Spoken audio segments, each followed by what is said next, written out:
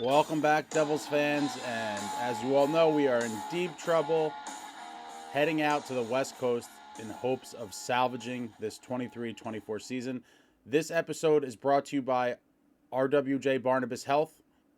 And if you haven't been around for a while, the Devils' whole team is brought to you by RWJ Barnabas Health. Every goal is brought to you by RWJ Barnabas Health. Every power play is brought to you by RWJ Barnabas Health. Every penalty kill is brought to you by RWJ Barnabas Health.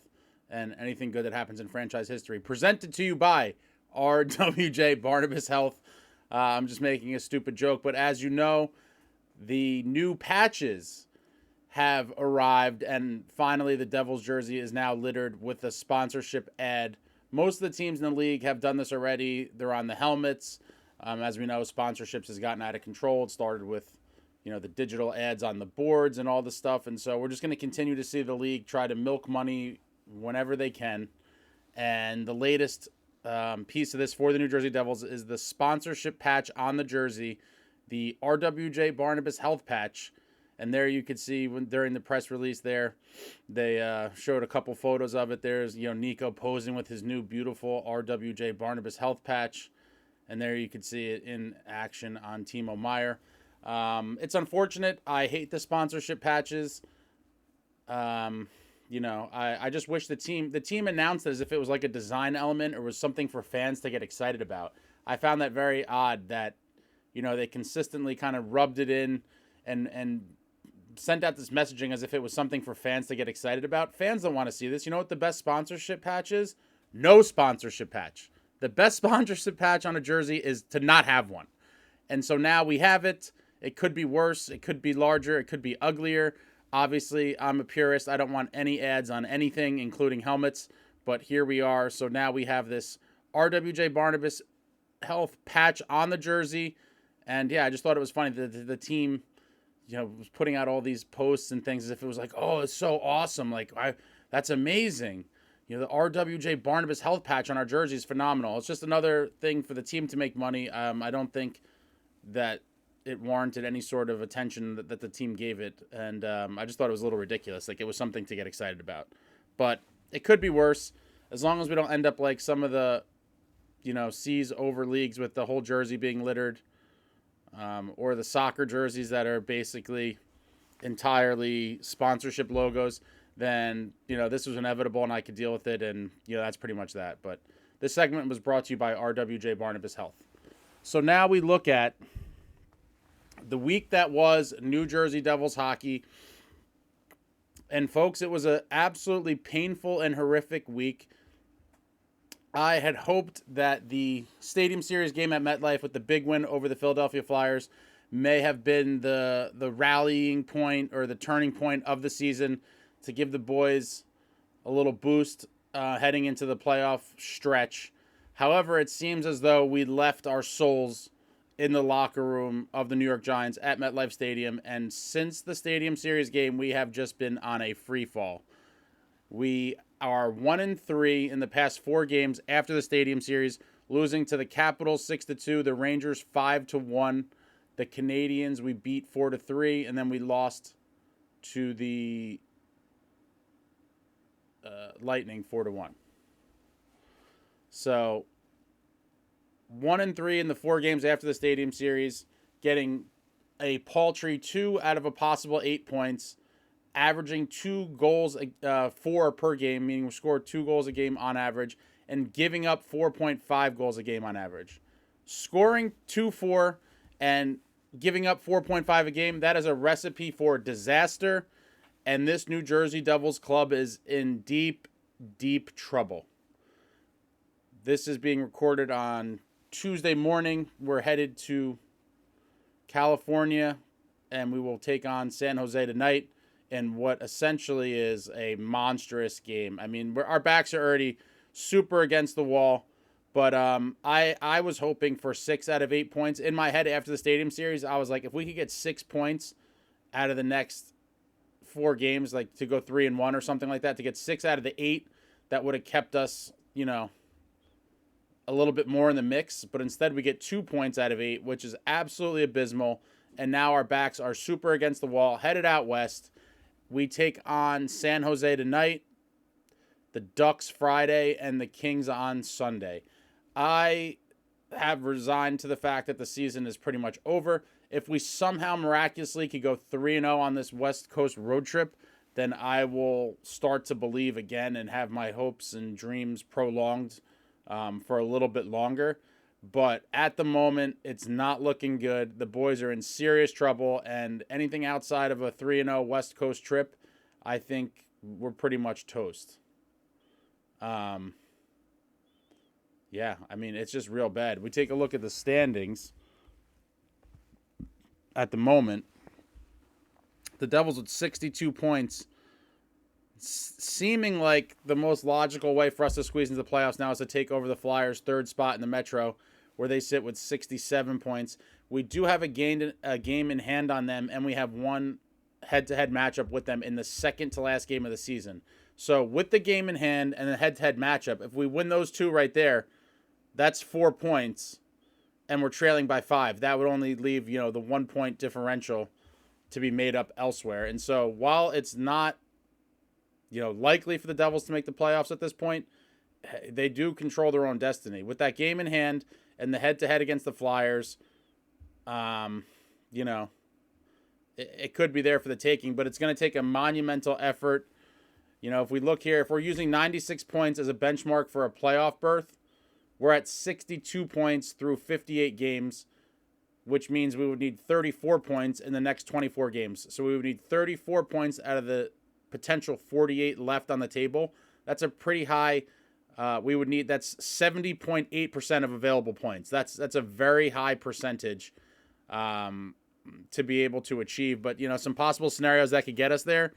And again, the 96 points doesn't guarantee anything, but that's kind of like a good barometer, I think, where it'll likely fall somewhere around there to get into either the wild card or the third in the Metro. So to get to that 96 point mark from here, we could go 17-7, 16-6-2, 15-5-4, 14-4-6, or 13-3-8. Those are some, combinations of how to get to 34 points with 24 games remaining. I don't know that for this club it will be possible, being that we've just looked like absolute shit since the Stadium Series, and it's unfortunate. It's unfortunate that the team, won that emotional, great game in the stadium. Everyone was fired up. I was fired up. I couldn't sleep till, I don't know what time I went to bed after that game. I was at the stadium forever. I think I probably went to bed at like 6 or 7 a.m. It was just a absolutely phenomenal experience, but for it all to come crashing back down to earth when we return to the non-Stadium Series games and just get crushed. To be outscored almost 3-1, nearly a 3-1 margin being outscored in the next 4 games after that, it's completely unacceptable, and it's just disgusting, quite frankly. I'm disgusted by this team's play. That Ranger game should have been a wake-up call to the entire organization. The Rangers came out, punched us in the mouth, and just took it to us, and our will was just broken. We showed absolutely nothing in that Ranger game. And then again, in the Tampa Bay game, with that third period, only down a goal, which should have been the period of our lives, we muster 3 total shots in the third period. With the importance of that game, we muster 3 shots in the third period, which included 2 full 2-minute power plays. To get 3 shots on 2 2-minute power plays, meaning 4 minutes of power play time, to me, that's unacceptable. Never mind the other 16 minutes of the period. Completely gutless and nauseating third period, which should have been the period of their young lives, a lot of these guys, in a game we desperately needed to beat the Lightning, to catch them in the standings, and we showed nothing. Completely pathetic. There's not much more to say about that. As you all know, that was just completely disgusting.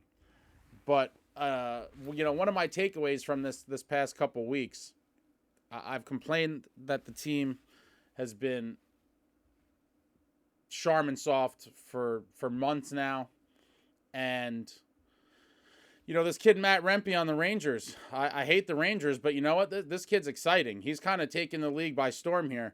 He started his NHL career the day after the Devils played at the Stadium Series. He was playing against the Islanders in their Stadium Series game, and in his first NHL shift, 1 second in, drops the mitts with Matt Martin in an exciting bout on the Stadium Series ice. Crowd goes crazy.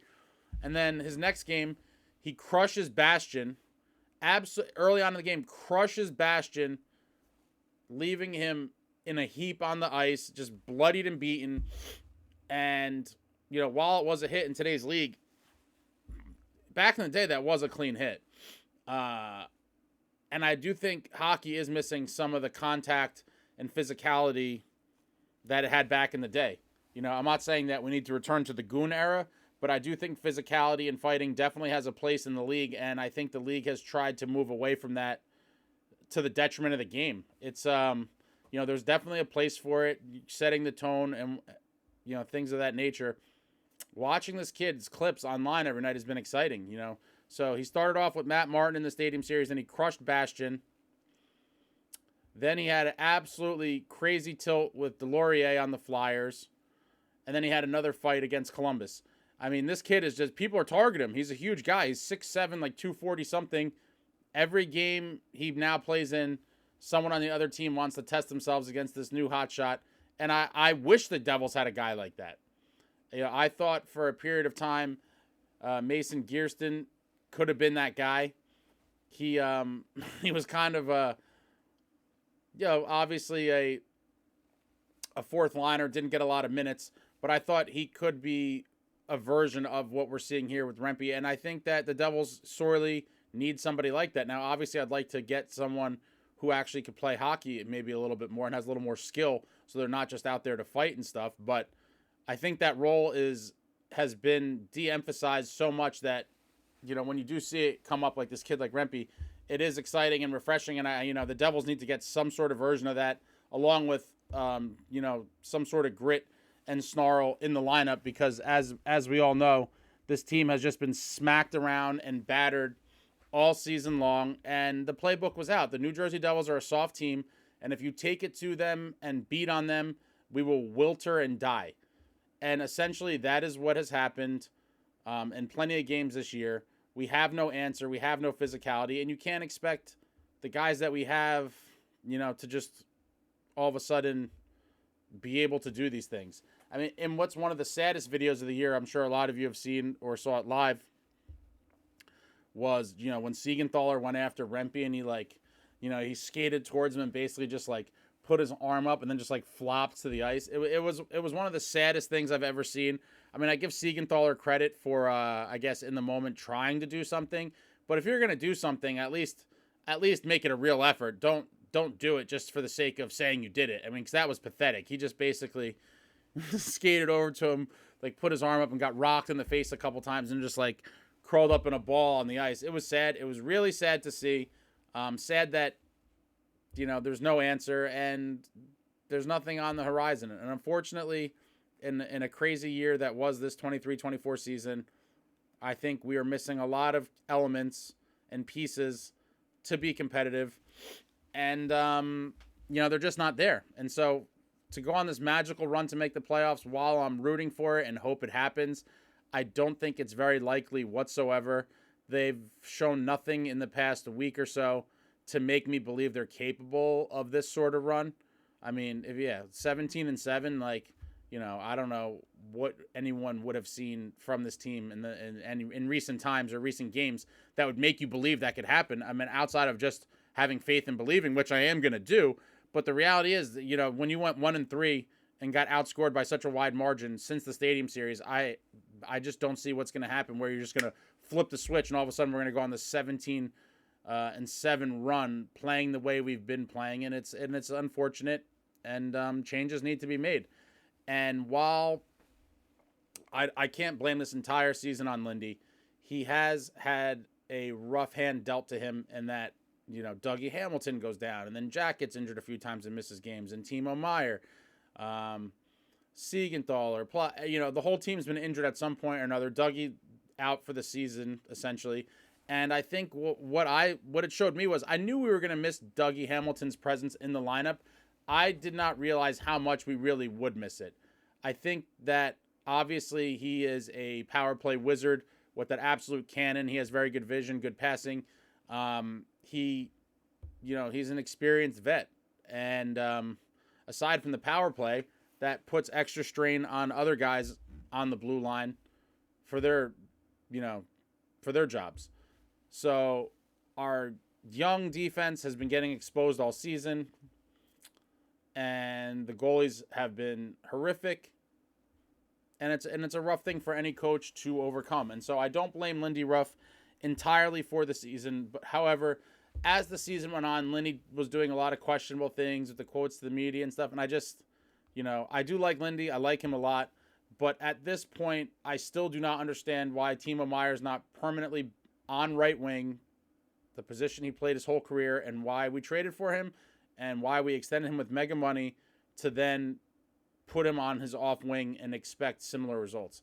It seems completely crazy to me. We've seen enough of the experiment to know that it's absolutely not working. And so he needs to be put back at his natural position of right wing. I don't know, and a lot of other people have been talking about this too. It's just one of those baffling things where, it's almost inexcusable. That combined with Holtz being the whipping boy in the year, getting limited ice time. And then, for me, the final straw with Lindy was to come out completely gutless in that Ranger game. I mean, that's just unacceptable. You need to have your team prepared at a much higher level than what we saw.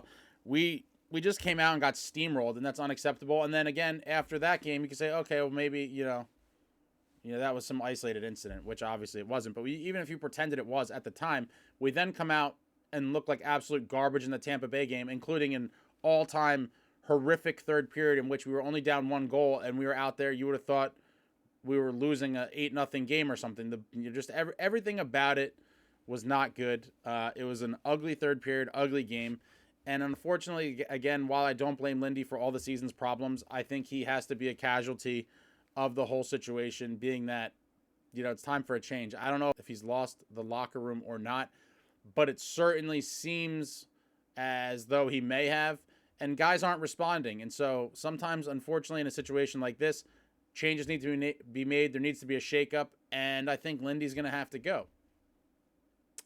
And while it's unfortunate, I don't have any suggestions for a coach just yet. I'd really have to think about it. But I think the room needs a new voice. And we need just something different. Because when you have the season you had last year, to come out and perform like this is completely unacceptable. And so unfortunately, I think Lindy needs to go. I don't know that he will before sometime next season. I guess it just depends if we start going on an even worse slide. I mean, maybe all the outside noise gets to Fitz and he does pull the trigger and cans Lindy.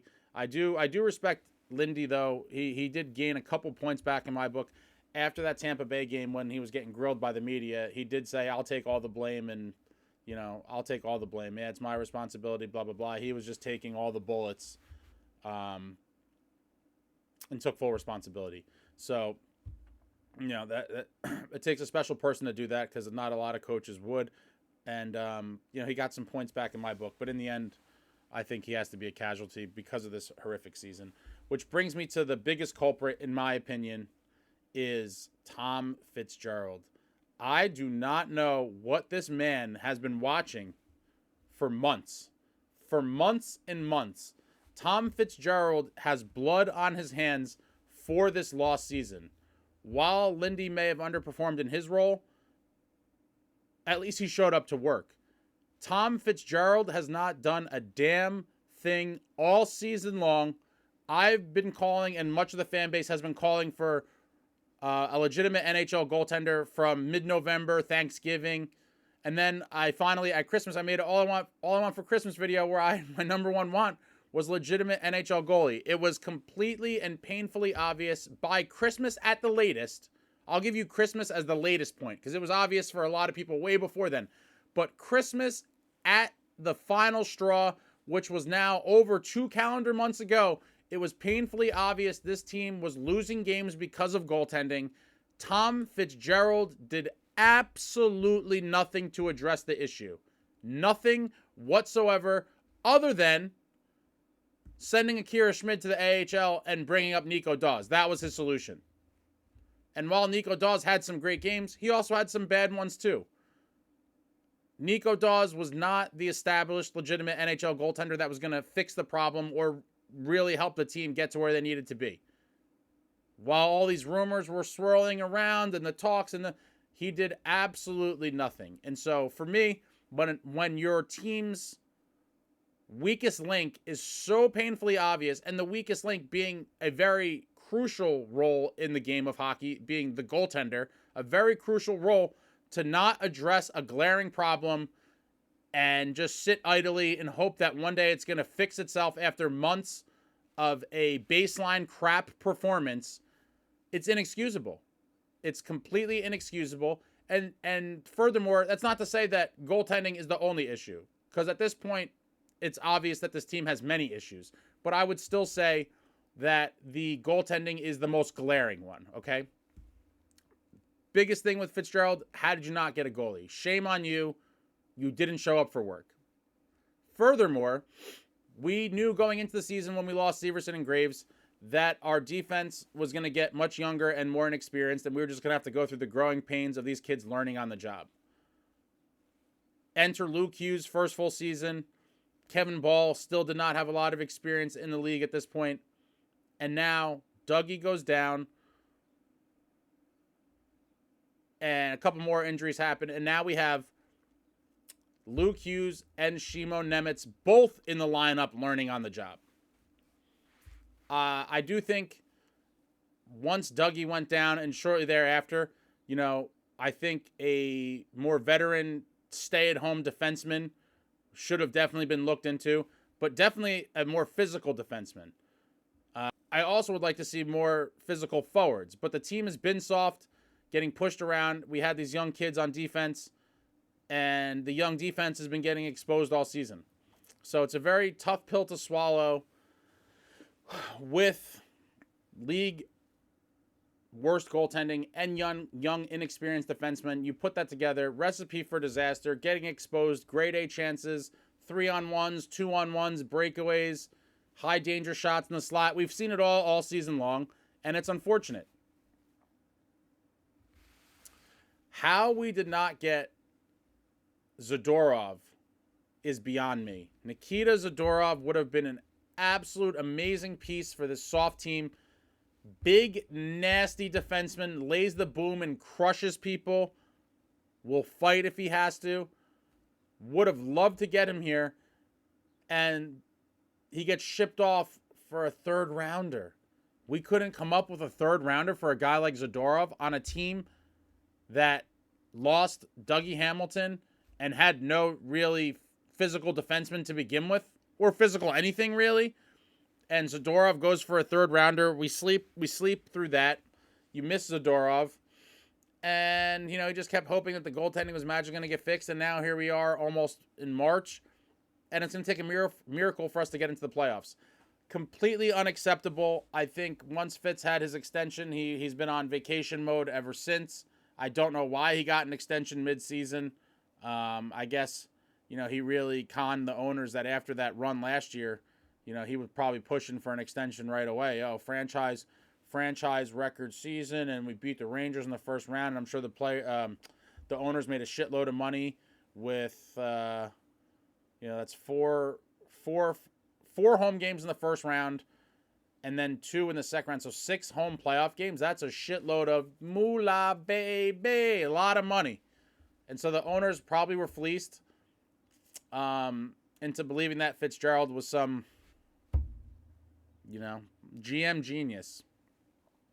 But this season has shown to me that he is anything but.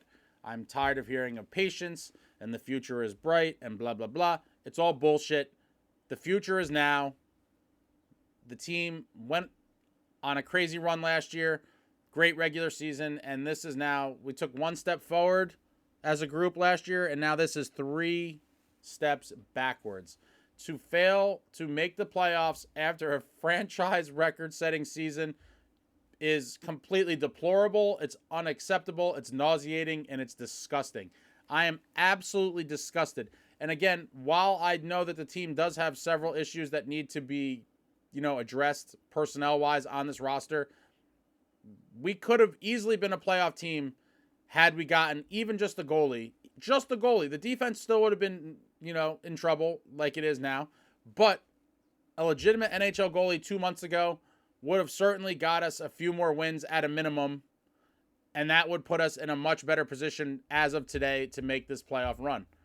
But that did not happen, and now I think he's going to look at the season and say, oh, it's too late. I'm not going to mortgage the future, blah, blah, blah. But the reality is all these problems need to be addressed anyway. And that's why I'm so angry that we're just letting the season go by and flush it down the toilet, because when the season ends, all the problems we have of today, they still exist. You still need physicality in your forwards. You still need some physical defensemen, and you still need a goalie. So while you may pay a small premium right now, these are all problems that you're going to have to address anyway. And so why not do it now and hope to salvage the season? Not making the playoffs is ridiculous. And what I'm excited for is I've talked to a lot of season ticket holders. This team has sent out their invoices for next season, and people are reporting anywhere from like 10 to 20% price increases. Price increases. This team has some balls to believe that their season ticket holders are so dumb. And a lot of people will pay it. God bless. Not me. I dropped my season tickets years ago. There was no longer a value. And many other reasons I'm not going to get into here. I could do a whole video about that. But when you have the excitement that the fan base had coming off of last season, they cashed in and they got tons of new season ticket holders and pushing all their promotions and blah, blah, blah. And then you follow it up with this dog shit season where you're not going to make the playoffs. And then you increase the prices yet again. Talk about tone deaf. Honestly, the team is just so, I think, out of touch with reality and like the pulse of the fan in a lot of different ways. And it constantly rears its ugly head. Like, again, even with the RWJ Barnabas patch, like, who the hell cares about this? If you look on social media, some of these dumb posts they put up, they get flamed constantly because it's like, how tone deaf are you? And I think that's another one of them. You know, you're not making enough money where you need to now increase the prices after a crap season. And I'm sure they had a record amount of new season ticket holders sign up after last season. And now this coming, right now, they're probably going to have a record amount of season ticket drop-offs. Because what am I buying season tickets for? At an increased price to watch an absolutely terrible team with no heart or soul lay down and die in a playoff race. And so there's going to be a lot of questions coming up this summer. Obviously, now it doesn't seem like, the deadline's creeping up. If Fitz hasn't made a move by now, I can't see, what would make him make one. I mean, maybe if we go if we go 5-0 in the next 5 games, all of a sudden that'll light a flame under his ass. But even then, I have no faith that he's going to do anything. I don't even know, where is this man? Have you seen him? My man, Backhanded Devil, shout out to Frank, Backhanded Devil, put out a milk carton with Tom Fitzgerald. Have you seen me? Has anyone seen him? What is this guy getting paid to do? He's getting paid big bucks to do absolutely nothing and sit in the press box while the New Jersey Devils' glaring needs are completely ignored. But he has this fat extension, guys, Fitz is laughing all the way to the bank, baby. Good job, bad job, no job. Fitz is getting paid, and unfortunately, that's probably all he cares about, because fixing the on-ice product is not on his list of duties to take care of this season. And when the summer comes along, there's going to be a lot of questions. I think our boy Jack Hughes and Luke Hughes need to hit the weights severely and maybe need a very intense strength and conditioning coach, because these boys are very, very weak. They're very small. And the league now, the MO is out. Beat on the Hughes boys because they just can't take it. And it's been shown Luke's gotten trucked and fumbled the puck and caused turnovers left and right. They both need to get much bigger, much stronger, because the league now knows you target these boys and you play them hard. They don't like that. They don't like that at all. So I hope in the offseason they both bulk up tremendously, because now everyone knows. Beat on them, and that's it. Going into the summer, lots of question marks. And, I don't know if Fitz will be able to even really fix the roster in one summer. I do think there's now at this point, a lot of issues that I would like to see replaced. But in my opinion, the most glaring ones, if I could just have if I had 3 picks of players to obtain, obviously number 1 for me is a goalie. And then I would personally look for a physical defenseman and a physical forward. That would be my top preferences. We probably need 2 defensemen and 2 forwards, but to not be greedy, I'll just take one of each at the moment. But another glaring thing I looked at for this team is we're kind of in the middle of the pack as far as team hits go, which I was kind of surprised by. I thought we'd be much lower, but still the middle is not the identity that I would hope the team to have. You know, I would like to see us in the top 10 with the personnel we have. Obviously, it's, you know, probably not feasible. But the other telling stat aside from that is we are near the bottom of the league, and I believe dead last in block shots. Blocked shots truly, to me, is a heart and soul, we want to win kind of stat. When you have guys regularly putting their body on the line, blocking shots, I think that shows to me the characteristics of guys that truly care about winning, because that is a very selfless and painful act to engage in. I couldn't fathom laying out in front of some of these slap shots and blocking one to prevent it from getting on net. I can only imagine what it feels like in the moment and what it feels like in days after if it catches you somewhere where you're not fully protected. But blocked shots is an indication to me of a team that really wants to win, and we are at the very bottom of the league in block shots. Not surprising. And things like that need to change as well. You can't expect to win games without some sacrifice, and one of those sacrifices is block those shots. And especially when you have horrific goaltending, blocking the shots becomes even more important. So let me know what you guys thought in the comments about this horrific week after the Stadium Series. Let me know what you think about Lindy. Let me know what you think about Fitzgerald. Let me know what you think about the upcoming West Coast trip. Let me know anything and everything related to our New Jersey Devils in the comments. Love talking to you all. And I'm just gearing up to stay up late night. It's going to be a late one. It's a 10:30 start. Yep, 10:30 start. And, yeah, get the coffee on, kids. It's going to be a late one in San Jose. They're complete garbage, so hopefully we could come up with a win. But as we've shown this season, we could lose to anybody, including on home ice. And I'm curious to see who's going to be in net for them. Is Blackwood gonna come back and get some more revenge on us? I don't know. But West Coast trip, it's a big one. Hopefully I don't stay up late to witness a horrific loss. And yeah, I guess 3-0, guys. 3-0 is the target. 1 game at a time. If we could pick up 6 points on the West Coast trip, my hopes will be revealed. And I had considered going on this West Coast trip, actually. Before the season started, I was looking at the calendar, and I almost booked a trip to go out there and you know, follow the team for the 3 games. I had done this a few years ago, and when we were terrible, which makes it even crazier. But I always wanted to do it since I was a kid. I always wanted to go out west and go to a few games on the West Coast. And so I think in 2020, right before COVID, I had went to San Jose, Anaheim, LA, and Vegas. It was 4 games. It was absolutely a great trip. The team was terrible, so that obviously takes a lot out of it. When the games are meaningless, it's not nearly as fun. I had a great time. I had pretty good seats, I think, for every game, and I think one of them I splurged and sat against the glass. Even though I don't love against the glass because your sight lines are very restricted, it's really cool only when the play's right in front of you. But I will definitely do it again. I'm glad I didn't do it now. If I had booked this West Coast trip, with the team playing like this, I may have looked into canceling it all, but I probably would have just gutted it out and went and been miserable.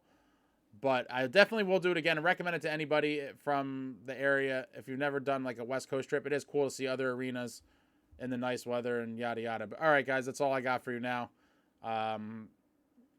It's gonna be a long day waiting for the game. Hopefully we prevail. I'm gonna have to make a video afterwards, so I'm gonna be going to bed very late tonight. Keep the iced coffee drip going all day. I'll talk to you all soon. Like, comment, subscribe, and all that jazz. Until next time, friends, let's go Devils.